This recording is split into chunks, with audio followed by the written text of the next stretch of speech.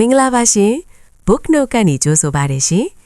ဒီနေ့မှာတော့လူငယ်တွေကြားမှာရောစာဖတ်ဝါသနာပါသူတွေကြားမှာပါအရန်ခိစာနေတဲ့စာအုပ်ကောင်းတစ်ခုအကြောင်းကိုပြောပြပေးချင်ပါတယ်ရှင် Book name 8 Rules of Love How to Find It, Keep It and Let It Go Author Jay Shetty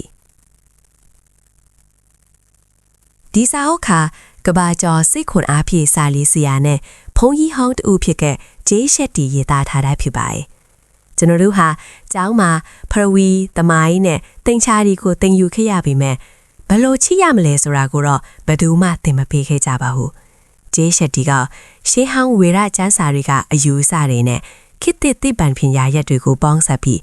အချစ်ကိုစနစ်တကျဘယ်လိုနားလည်ရမလဲဆိုတာကိုစီကန်းချက်ရှစ်ချက်နဲ့လိုင်းညွှန်ပြသထားပါတယ်။ဒီစာအုပ်ရဲ့အဓိကဆိုလိုရင်းကတော့အချစ်ဆိုတာခန်းစားချက်သက်မဟုတ်ပဲလေ့ကျင့်ယူရမယ့်ကျွမ်းကျင်မှုတစ်ခုဖြစ်တယ်ဆိုတာပါပဲ။ Jay Shetty ကအချစ်ကိုအဆင့်၄ဆင့်နဲ့ပုံဖော်ပြထားပါတယ်။ပထမအဆင့်ကတော့တရားတဲနေတခြင်း solitude ပါ။လူအများစုဟာအထီးကျမ်းမှာကြောက်လို့အချစ်ကိုအလောတကြီးရှာတတ်ကြပါတယ်။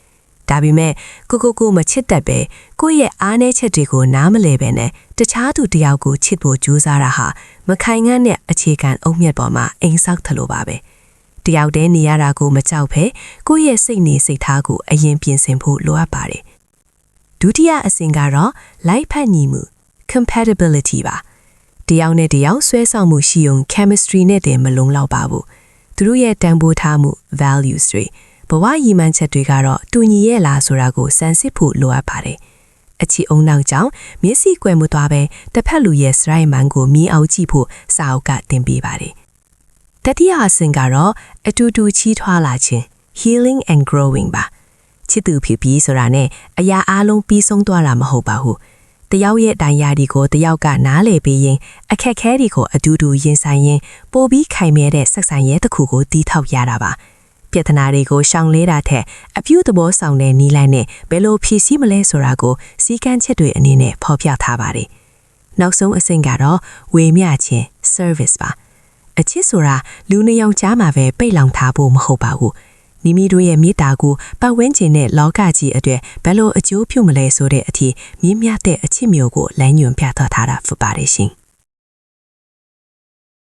ဒီစာအုပ်လေးဟာအချစ်ရေးမှာလမ်းပြောင်းနေသူတွေအတွက်ရောပိုကောင်းတဲ့လူမှုဆက်ဆံရေးကိုတီးထောက်ခြင်းသူတွေအတွက်ပါဖတ်တဲ့စာအုပ်ကောင်းတစ်အုပ်ဖြစ်ပါတယ်ရှင်။